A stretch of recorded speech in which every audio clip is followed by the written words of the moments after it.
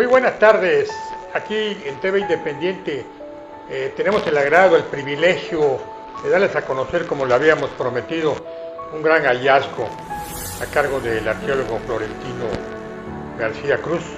Pues me acompaña Martín Acosta Pacheco, un destacado periodista.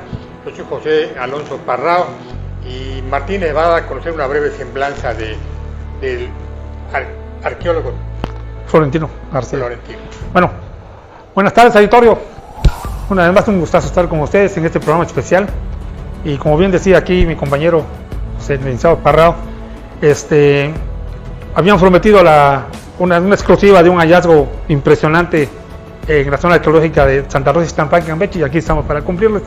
Tenemos como invitado al arqueólogo, orgullosamente campechano, el arqueólogo Florentino García Cruz, quien entre otras muchas cosas que tienen ya en su larga lista de hallazgos está el descubrimiento de fenómenos arqueoastronómicos, como es el de la ciudad maya de Esná, el del Mayo, que es en la ciudad de Canquí.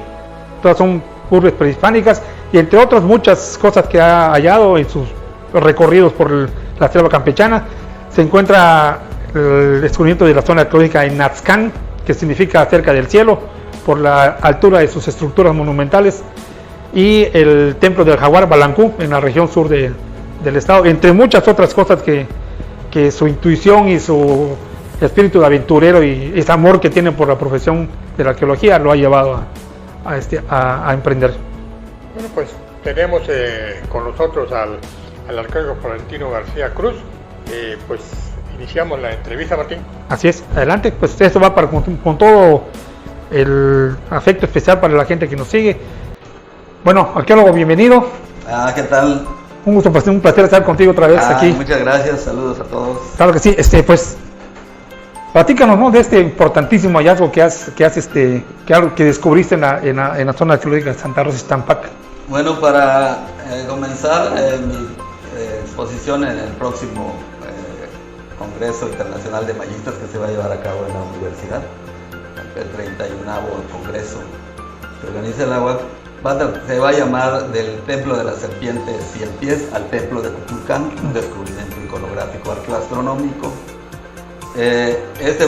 Consiste en el análisis de la escultura monumental de una serpiente que apareció en las excavaciones arqueológicas que se llevaron a cabo en el 2002 en Santa Rosa Ixtampa por la arqueóloga René Zapata Peraza, quien en el 2005 publica que esa escultura quizás se trate de un reptil, y cita al doctor Eric Velázquez para plantear de que posiblemente se trate de una mítica serpiente 100 pies que se llama Sacbac na Chapat. O sea, Chapat era el nombre que en los mayas aún actual le dicen al 100 pies, pero ellos entonces el descubrimiento consiste en que voy a replantear que eso no es un 100 pies, sino que la serpiente es una víbora de cascabel y los adornos que lleva son plumas de quetzal, por lo que eso forma una imagen texto serpiente emplumada que se pronuncia can, en maya yucateco peninsular es serpiente, y cucum es pluma o quetzal, que si tú los unes forman la voz cuculcán, que es la voz de Kukulcán, por lo que a partir de la demostración de estos conceptos empiezo a llamar al edificio como el templo de Kukulcán de Ixtampa. Entonces el descubrimiento por allá va. Estamos dando a conocer un nuevo templo, o sea, ya no es el templo del Chapat, de la serpiente 100 pies, sino que estoy demostrando que se trata de Kukulcán. Ok, entonces el descubrimiento, entiendo que son dos descubrimientos en los que tú haces, ¿no? Nos vas a comentar el segundo. Ajá. El primero es que no es un 100 pies, sino que se trata de una serpiente emplumada, que es lo lógico, ¿no? Que es la deidad, una de las principales deidades del pueblo maya. Sí. Entonces, sí, porque Lo otro está un tanto mítico, ¿no? La serpiente sin pies, bueno, no hay una serpiente sin pies. Claro, claro. No, ahí está. Es la escasa la iconografía. La iconografía. Sí. Ok. Entonces, estamos en el primer punto de que no es una serpiente Sí. sin pies como se documenta por la arqueóloga René Zapata, que es la que Sí. tiene a su cargo el trabajo de restauración, ¿no? Sí, Sino que se trata de una serpiente emplumada. claro. Ok. En el análisis iconográfico observamos que la escultura posee los colmillos frontales y los colmillos laterales que forman parte del sistema inoculador de veneno de las serpientes de cascabel. Los frontales son los que en el momento de morder despliega, pero en caso de que se les quiebra uno, inmediatamente abajo tienen escondido otro que lo reponen. Entonces también tiene el rostro de la serpiente, el cubrecejas, que es una escama grande o una placa que tienen las víboras de cascabel. Y ya como parte de la iconografía tiene sus orejeras, tiene hacia arriba un elemento que simboliza, o sea, una voluta, y abajo un elemento triangular que son propios sale mucho en la iconografía maya. Y de la comisura de la boca y de parte de la oreja le salen unas volutas que forman grecas, que significan aliento de vida, ya que las víboras en el área maya, como en el altiplano Quetzalcóatl, eran animales de viento, de respiración, o sea, el aliento de vida, el aliento de los dioses. En la demostración de los elementos iconográficos que lleva en el cuerpo la serpiente, adjunto a su cuerpo, vimos que esos elementos en forma de gancho aparecen en el templo de Quetzalcóatl como parte de los collares que las serpientes emplumadas en el templo de Quetzalcóatl en Teotihuacán llevan, y como parte de los collares que también los tlalocs de Teotihuacán llevan. Y en gran cantidad de esos elementos aparecen en el palacio del Quetzalpapalotl, en gran cantidad en las columnas de ese palacio, siempre en Teotihuacán. Esos elementos que identificamos como plumas también aparecen en Xochicalco, Morelos. Entonces, yendo al marco de la iconografía maya, estos elementos también aparecen en abundancia en el Petén y en los códices. En los códices, por ejemplo, vemos una serpiente de cascabel emplumada en el Códice Dresde, página 57, y también vemos esos elementos formando agua en el Dresde también.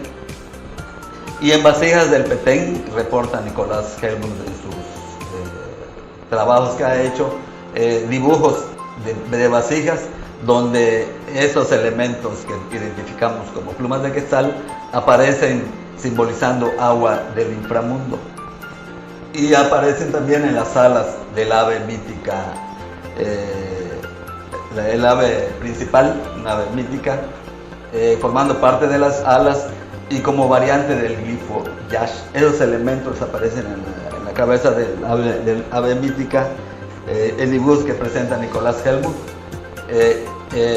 idénticos, y es una variante del glifo Yash en eso. Sí. O sea, es un hecho entonces que se trata de la representación de... Y en el área ya regional los vemos en el edificio número 5 de Hormiguero. En los mascarones formando parte del colgante de las orejeras, y los vemos también en el Jochoc, en unas serpientes que están alrededor de la puerta del edificio, de uno de los edificios, y también como colgante de los mascarones de unos mascarones en el mismo edificio. Entonces, analizándolo vemos de que iconográficamente la imagen de la serpiente nos está diciendo Kukulcán, o sea, Kukulcán, serpiente emplumada, ya que Kukulcán, la palabra Kukulcán tal como aparece en los Chilam Balam, tal vez sea una castellanización de la voz Kukulcán. Okay. Es interesantísimo esto, todo lo que lleva a una investigación, porque denota que se trata de la misma deidad, una de las principales deidades del área maya, ¿no? de la región maya, y sobre todo que pues ahí estaban los elementos, ahora tú tuviste la inquietud de saber qué era, ¿no? y descubrir que se trata de Kukulcán en vez de la serpiente sin pies. Sí. Bueno, una vez corroborado desde mi punto de vista de que esto se trata de una serpiente emplumada, hice un segundo planteamiento para verificar si estaba yo bien en el análisis iconográfico, y planteé de que si el templo es un templo de Kukulcán y la serpiente emplumada se encuentra en posición de descenso, ¿qué posibilidad existía de que se diera el fenómeno llamado descenso de Kukulcán? ¿Y qué posibilidad había de que el templo de Kukulcán de Ixtampa compartiera características con el templo de Kukulcán de Chichén Itzá? Entonces me puse a estudiar el fenómeno desde el punto de vista de la arqueoastronomía. E inicio entonces una serie de observaciones, sobre todo viendo lo que es el equinoccio, o sea, el equinoccio astronómico. El equinoccio astronómico significa que los días, cuando los días tienen igual duración con la noche. Entonces, el equinoccio astronómico significa cuando el plano ecuatorial, proyectado al espacio, que se llama plano celestial, sí, se intersecta con el Sol, o sea, ese plano. Entonces, ese día, que es el 20 de marzo o 21 de marzo y 22 y 23 de septiembre, se da el equinoccio en el Ecuador, que consiste en que el día y la noche en el Ecuador tienen igual duración. Al mismo tiempo del equinoccio en el Ecuador se da otro fenómeno ahí mismo que se llama el cenit, que consiste en que el sol cae directamente sobre la cabeza de las personas y una vara a plomo no produce sombra. Pero entonces me di cuenta en este análisis que para aquellos lugares que se encuentran lejos por su latitud y longitud, lejos del Ecuador, el equinoccio no se da en el día, no se da con esa exactitud en los días 20 de marzo y 22 de septiembre, sino que hay una variación.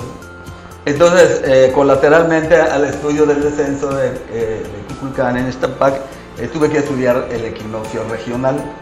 Entonces, investigué que el equinoccio en las tierras bajas mayas del norte, que es una región que va desde la laguna de Términos hasta Bacalar, hasta la bahía de Chetumal, hacia el norte, esas son las tierras bajas de mayas del norte. Entonces, a través de la computadora y de programas de computación, pude ubicar el equinoccio en las tierras bajas mayas del norte, y para ello vi qué día se da en Ciudad del Carmen, en Chetumal, en Mérida, en Sinichaltún, en Chichén Itzá, Progreso, Celestún, Campeche, ¿no? O sea, para ver toda la región, peinar toda la región, y me di cuenta que en todas esas poblaciones, el día que es la fecha en que el día tiene igual duración que la noche, o sea, el equinoccio, se ocurre el 14 de marzo y se repite el 29 de septiembre. Estamos entonces ante un nuevo planteamiento de que el equinoccio en la península de Yucatán se ocurre 7 días antes que el equinoccio del Ecuador, porque está dándose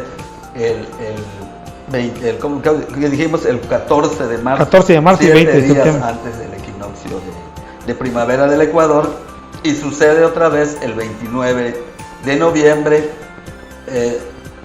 ¿cómo se llama? 8 de septiembre, 8 días después del equinoccio de otoño, de otoño. Sí. Sí.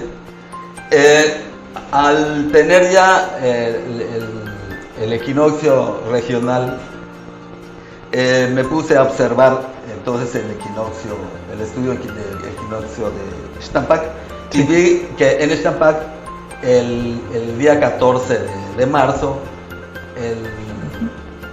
el día tiene igual duración que la noche, o sea, 12 horas tiene el día en Xtampac el día 14 de marzo.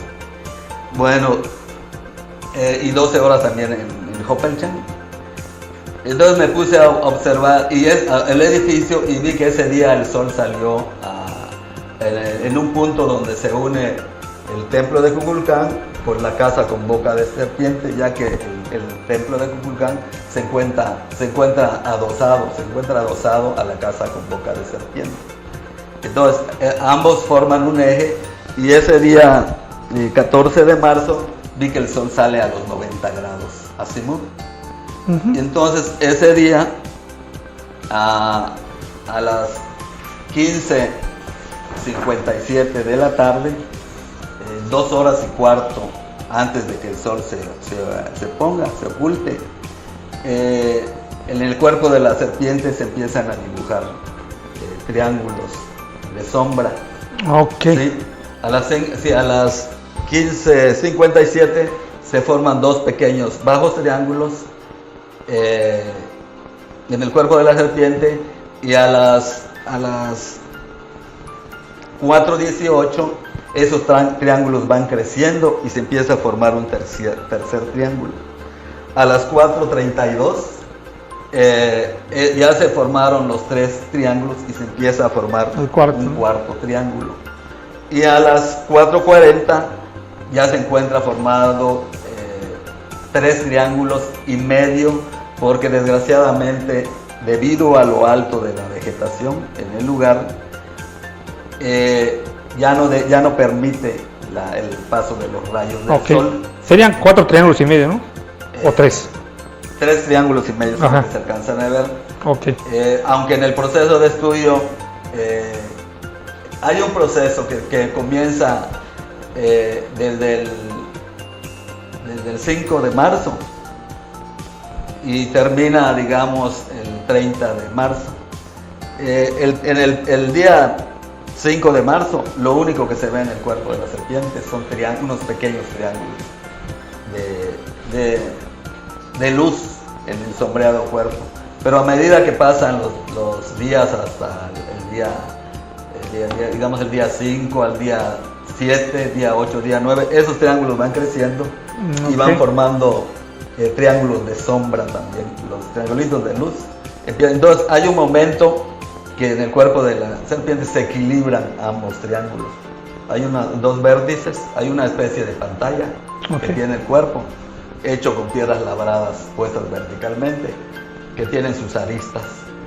Entonces hay un día que es el 14 de marzo que allá se equilibran los triángulos de luz y de sombra. O sea, y ese proceso continúa, pero ya se deforma. Ya para el día 16 ya son más chicos los de sombra que los de luz. Y para el día del equinoccio ecuatorial, que estamos acostumbrados todos a medirlo de acuerdo a eso, ya los triángulos están por otro lado. O sea, ya estamos fuera de época local. Y para el 20 o 30 de marzo, ya el fenómeno no se observa. Entonces, la fecha culminante es el 14, que cuando se empiezan a formar alineados, pero vimos que ¿Cuántos bueno, entiendo que no están completa la restauración del templo? ¿Cuántos, hipotéticamente, cuántos triángulos conformarían, según los estudios, según lo que tú has visto, formarían el cuerpo de la serpiente? Como hipótesis yo obtengo la idea de que se forman 13, porque 13 es un número cabalístico en la creencia maya. Ajá. ¿Sí? Entonces, si tenemos 13 y medio, dada la longitud formar de 13 a 14, pero estoy más seguro que 13 porque es un número simbólico. En el castillo de Cuculcán son 7, ¿no? En el castillo de Cuculcán son 7. Sí, 7. O sea, y está fechado cuándo este edificio, Florentino. Bueno, el templo de Kukulcán de Ixtampak lo feché en base a la arquitectura del 800 al 850 después de Cristo. ¿Sí? Este edificio es un fenómeno que ocurre en, ¿cómo se llama? ¿Cómo te diré? Unos 200 a 400 años más antiguo que a el eso fenómeno iba de Chichén Itzá, ¿no? Sí, el fenómeno del templo de Kukulcán de Chichén Itzá, según una investigadora coreana, tiene una temporalidad del 900 al 1260 después de Cristo. Entonces el de Ixtampak es entre 200 a 400 años antiguo, ¿no? Más antiguo. Sí, entonces tenemos de que el fenómeno de Ixtampak sucede en esas fechas y ¿cómo se llama? Y colateral al descenso de Kukulcán, en Ixtampak se da una imagen, también se refleja en el suelo la imagen de sombra de una serpiente. O sea, el rostro está hecho de tal modo que en el suelo se refleja el rostro de la serpiente. ¿Eso en las mismas fechas? No, eso ya se refleja varios días del año. Entonces hay que ya especificar las fechas en que ocurre. ¿Sí? Pero la formación de esa figura, es el sol proyectado sobre la misma cabeza. Sí, por la estructura. Es la que forma en el suelo una serpiente con las fauces abiertas y le está saliendo ¿cómo se llama? Una deidad. Uh-huh. Que se forma por la propia arquitectura de la cabeza de la serpiente. Y todavía refleja con el sol un rostro de una serpiente. ¿Cómo se llama? Sí. De una serpiente de la que está saliendo un rostro. Un rostro. Que eso no está en la cabeza normal. No, se forma en el suelo. Ok. Sí. Las dimensiones de este edificio, Florentino, son grandes, son medianas, son pequeñas. Bueno, la altura del edificio debió tener, actualmente tiene 8.50 de altura, pero debió tener hasta como unos 15 de altura y tiene 9.50 de este a oeste por unos 9 de norte a sur. Es pequeño, relativamente pequeño, pero de gran importancia para Claro, 9.50 de metros de este a oeste, ¿me decías? Sí, de este a oeste tiene 9.50. Y de norte a sur, como 9. Ok. Es más o menos cuadrangular, ¿no? Sí. Y su altura actual es como de 8.50, que debió ser como de 13 o 14. Ok, en el caso del equinoccio de Chichén, que es el más conocido, ¿no? por todos muchos años de investigaciones que se han realizado ahí, pues lo que se dice es que bajan marca el descenso del dios Kukulcán, y es para iniciar la siembra, ¿no? Es el ciclo agrícola. Ajá, bueno, ¿es correcto? Bueno, hay una polémica en torno al fenómeno arqueoastronómico de Chichén Itzá, ya que últimamente ha sido desmentido. Uh-huh. Ya que ¿cómo te diré?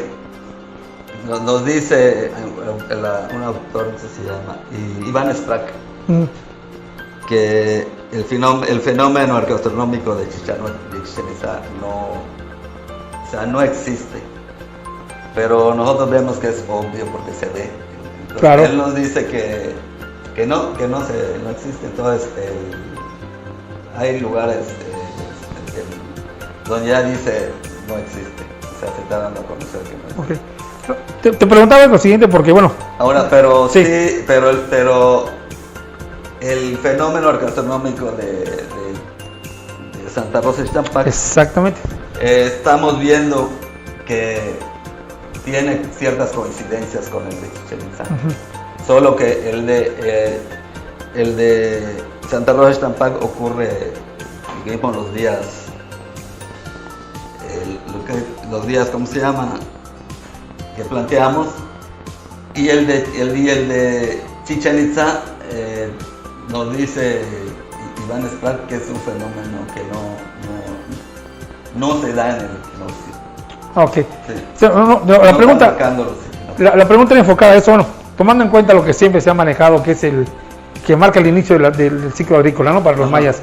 En el caso de Santa Rosa de Ixtampa, ¿qué marca? ¿Es igual, sería la misma simbología que marcar el inicio del ciclo agrícola, o sería el inicio de, no sé, otra indicación que conlleve esta manifestación?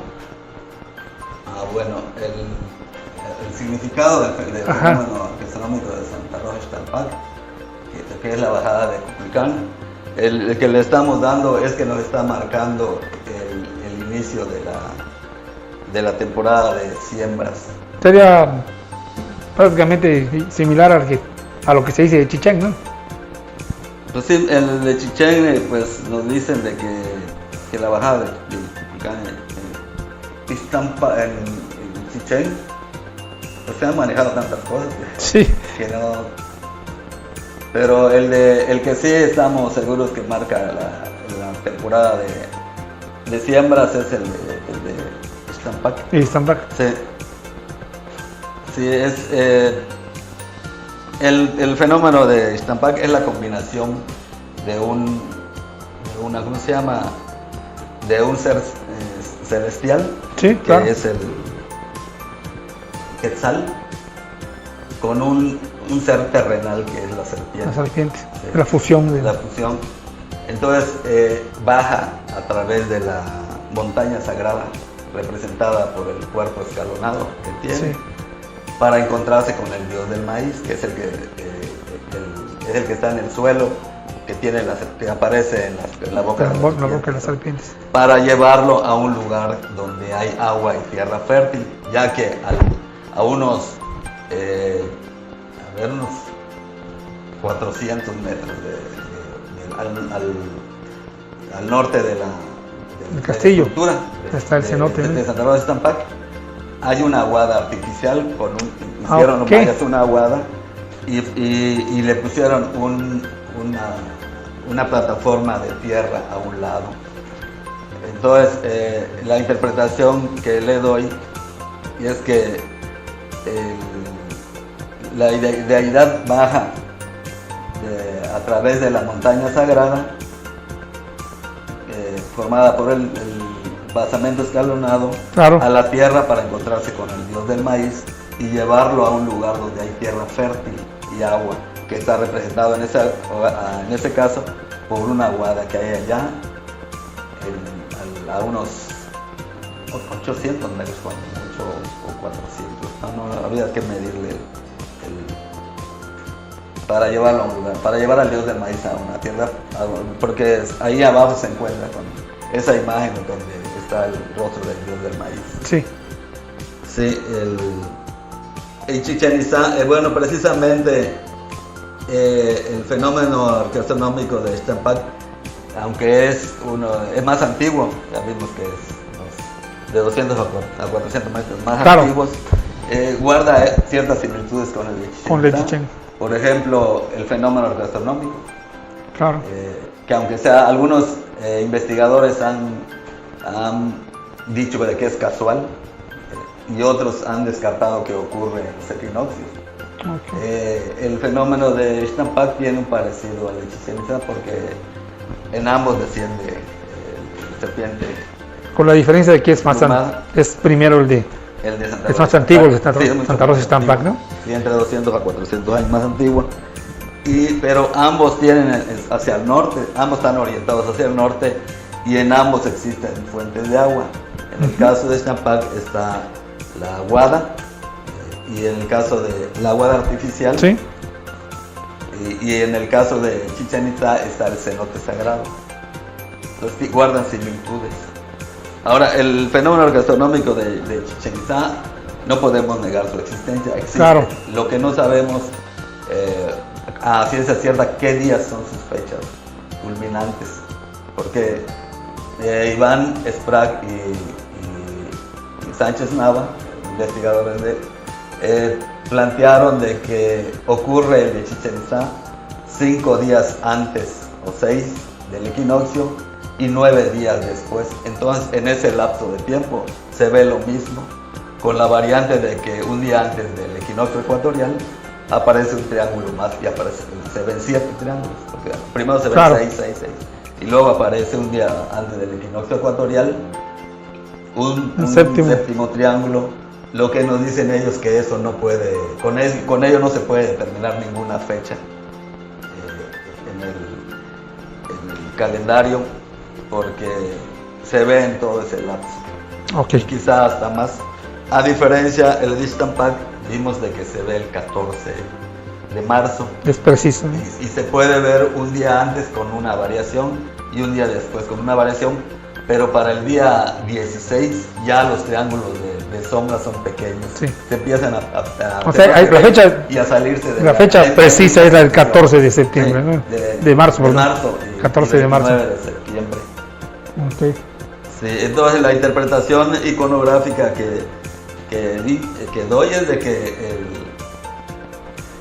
la deidad baja del nivel celeste, representado por el templo, a través de la montaña sagrada, que se estructura para encontrarse con el dios del maíz e irse a un lugar de tierra fértil, que es la aguada, que está enfrente, bueno, en el caso de Ixtampak. Pero algo similar es en Chichén, pero ahí no podemos todavía a ciencia cierta porque hay una polémica en torno a ello. Claro. ¿Fueron cuántos años de investigación de este fenómeno, Florentino? 6. Bueno, 6 años porque se cierra. Lo cierro ya el miércoles que me toca dar la. Claro, pero creo que desde antes habías hecho algún trabajo preliminar ahí en ese lugar. Yo me acuerdo que una vez platicé contigo, ¿no? No. Yo conocí a Ixtampak como en el. ¿Cómo se llama? En 1988. Y tuve la idea de que podía estudiar algo, pero fue hasta en el 2015 que lo conocí en el 88, pero no estaba todavía destruido. Claro. Entonces lo trabajó Corral y lo conocí el edificio en el 2015. Una de las fases más importantes de la investigación es la observación, ¿no? En cualquier ámbito del se trate. Sí. En el caso de Florentino, pues a mí me llama mucho la atención, ya hablando de ti como persona, como arqueólogo, que has tenido son muchas y diversas los hallazgos que tú has logrado. En el caso de Ixtampak, en el caso de Ixtampak y en los otros casos, ¿qué te mueve? O sea, ¿cómo es que tú tienes esa intuición para decir, aquí puedo encontrar algo? Yo te platico una experiencia personal. Cuando hacen los trabajos de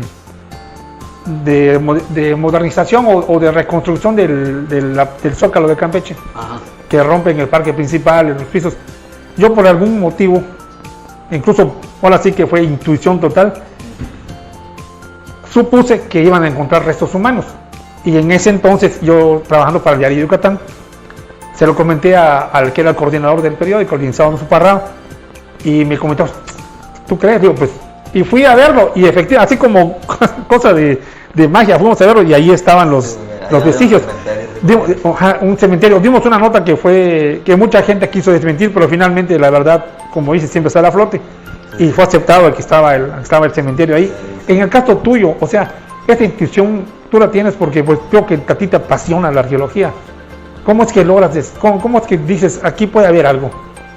Porque, bueno, primero porque a veces noto que cuando me dicen algo, a veces digo, me están mintiendo, y a lo mejor quiero corroborarlo, pero es por la pasión que tiene uno por su trabajo y por la arqueología, y la intuición, de ahí surge una intuición de corroborar si es verdad lo que dicen.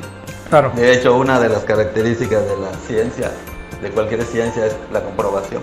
Así es. Entonces, si me dices algo, hay cosas lógicas que se dicen que uno las acepta inmediato, pero hay cosas que dicen, por ejemplo, en este caso, que es una serpiente 100 pies, que no me convencen.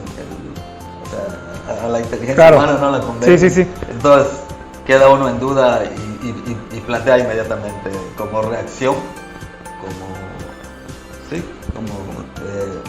dice uno, no puede ser, entonces piensa uno otras cosas. La intuición. Y ya plantea uno cosas que puede demostrar después, como en este caso. Yo creo que mucha gente te conoce, Valentino. Mucha gente ya conoce tu trayectoria, pero para la gente nueva que quizás no conozca al arqueólogo, pues comentarles que es una persona que ha ganado el premio San Francisco de Campeche por sus aportaciones. Tiene muchos hallazgos de ciudades mayas perdidas en la selva campechana que él las ha descubierto en sus ratos libres, con sus recursos propios. Es arqueólogo independiente, aunque trabaja en el Instituto Nacional de Antropología e Historia, él es un arqueólogo independiente. Entonces creo que ahí eso le da todavía más valor a un profesionista orgullosamente campechano. Y sobre todo en estas épocas que la nueva administración estatal le está dando ese auge a lo que es el patrimonio arqueológico, a la escultura maya, a nuestras raíces. Creo que esto es muy importante y ojalá que sea aprovechado, que se llegue a donde se tenga que llegar para que el México y el mundo sepan que Campeche tiene un fenómeno más antiguo que el tan famoso fenómeno del descenso de Kukulcán en Chichén Itzá. Creo que tenemos varios tesoros ahí escondidos y nos hace falta gente como él para que sean nuestros encargados de descubrirlas. No sé, algo más que quieras agregarle al público. Este hallazgo, este descubrimiento es un regalo para los pueblos originarios, porque estamos a 500 años de la caída de Tenochtitlan. Sí. Entonces, hacia 1521 los invasores derrotan a los aztecas y empiezan a caer al mismo tiempo a otras ciudades en lo que es Mesoamérica, entre ellos Campeche, Yucatán, Valladolid. Y a 500 años de esa resistencia le llama el gobierno actual, el Obrador, que en realidad es una resistencia en automático. Porque la cultura, si tú la atacas, se defiende. Y pues es un regalo para ellos. Y he observado de que los que forman y alimentan esa resistencia son principalmente los antropólogos y los arqueólogos, porque al ir haciendo descubrimientos hacen que la apuntalan otra vez. Claro que sí. Entonces, en estos 500 años, pues es un regalo para los pueblos originarios. Ahí lo tienen, amable de la audiencia, se lo prometimos y se los cumplimos. Aquí tenemos la exclusiva, la primicia de esta investigación que va a ser dada a conocer en unos días. Sí, el día 10 de noviembre, el miércoles 10 de noviembre, a la 1:30 por videoconferencia. Pues los que se inscribieron pues lo van a ver, los que no, porque creo que pedían que se inscribieran. Ok, sí. Es el evento de los investigadores de la cultura maya, ¿no? 31. Su edición 31. Su edición número 31. Entonces en la UAC lo que va a hacer es demostrar ya con todo el proceso, o sea, demostrar la iconografía en imagen de todo lo que platicamos. Claro, todo lo que se investigó. Sí. Pues, señores, aquí lo tuvieron en tema independiente, como siempre, a la vanguardia de lo que es noticia, lo que es cultura y lo que es política en Campeche. Valentino, muchísimas gracias, por tu apoyo, por tu aporte, y pues estamos pendientes para otros próximos programas especiales. Buenas tardes. Buenas tardes.